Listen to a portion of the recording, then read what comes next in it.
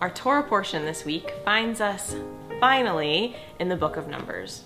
We are in Numbers chapter 8. The parsha is called Beha'alotcha, and I'm so excited because Numbers is my favorite book of the Torah. I know perhaps I'm not supposed to have a favorite book, but I can't help it. Numbers is a compilation of these real long years spent in the wilderness. In fact, the Hebrew name for the book is Bamidbar, which means the wilderness.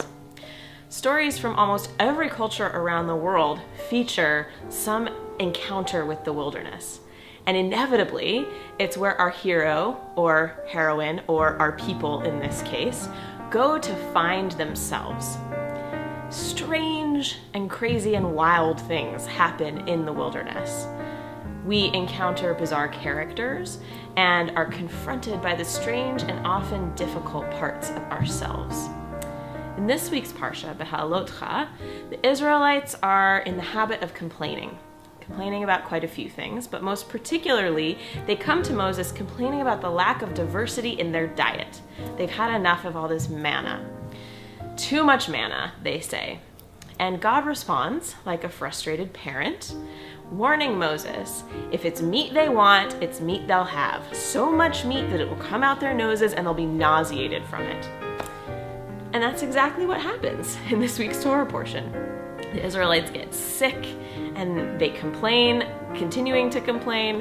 They don't quite get the point, maybe they sort of get the point, but we see this conflict between God and Moses and the people that repeats again and again and again throughout their travels in the wilderness. This strange, bizarre bareness of self that comes from just being probably very hot and tired and dehydrated.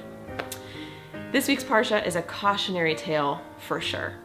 It's a bit of a be careful what you wish for kind of scenario. It asks us to ask ourselves, what is enough? What are our blessings? Where can we look around and see something that perhaps we're sick of, but maybe actually it's one of the blessings in our lives? And how can we be happy with what we have? A repeated trope over and over again in our history and our tradition is to remind us to be happy and aware of the many gifts that we have. And this week's parsha asks us to do just that.